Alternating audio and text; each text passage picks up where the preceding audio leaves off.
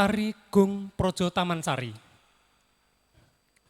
Tari persembahan pesona bumi Projo Tamansari kanthi maneka warni wisata, budaya lan sapiturutipun kalebet papan wisata,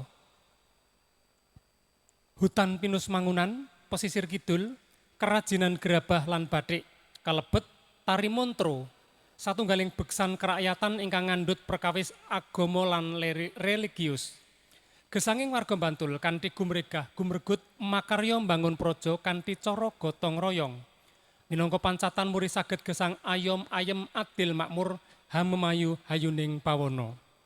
Lampahing gerak beksan jumbuh kalian sesantining Kabupaten Bantul gesang kanthi harmonis, sejahtera, adhedhasar Pancasila lan Undang-Undang Dasar 1945. Gerak beksan ingkang maneka warna sanepa bilih Bantul satunggal wadah Negara Kesatuan Republik Indonesia yang berbineka tunggal ika. Penata tari Yokta Gita Ardila Sarjana Pendidikan, penata iringan Budi KSSB, produksi Sanggar Pawiyatan Hastobroto, kanthi para paraga Dini Nurjana, Silvia Dwi Setyaningrum, Ninatun Solekah, Afrita Cahyani, Andira Hasna Putri Pandu. Sutresna budaya lan pamriksa sugeng mriksani Tari Gung Projo Tamansari. Sumangga.